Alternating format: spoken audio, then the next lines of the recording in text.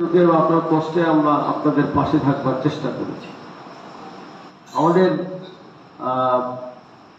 অধ্যাপক আনোয়ার ইসলাম আমাদের এমপি আপনাদের জন্য সাধ্যমতো, আপনারা জানেন যে সংসদ অধিবেশনে তিনি এই ব্যাপারে বক্তব্য আছে। এরপরে সরকারের কাছে উনি অনেকবার বিভিন্ন জায়গায় মন্ত্রণালয়ে উনি গেছেন এবং সাধ্যমতো জায়গাগুলোতে লক করবার চেষ্টা করেছেন।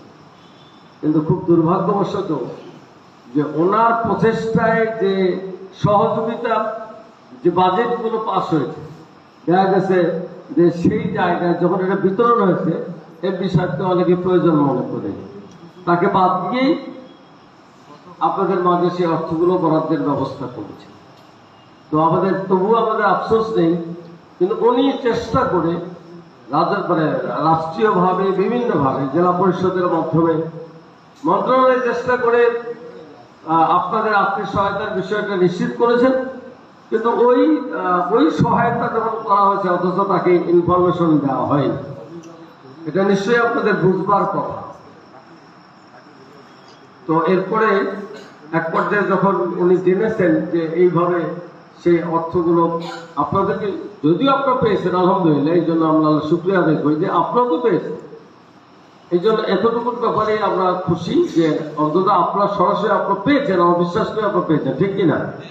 আমরা আমাদের সম্মানিত আমিরে জামাতকে আমরা এই বিষয়টা অবহিত করেছি এবং এই ব্যাপারে সহযোগিতার ব্যাপারে তার কাছে আমরা আবেদন করেছি এবং এমপি নিজেও সিরিয়াসলি আমাদের আমিরে জামাতকে নক করেছে।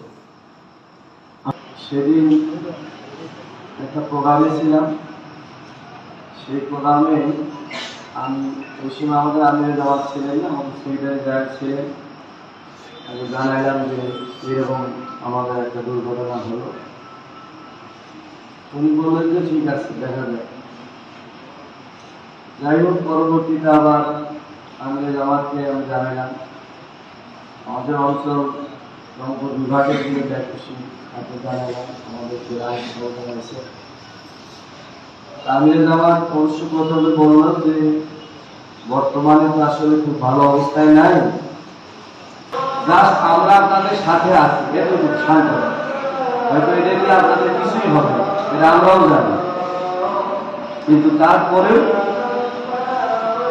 আমরা আপনাদের সাথে আছি। যে কোনো বিপদ আপদ আমরা চেষ্টা করি, আপনারা দোয়া করবেন।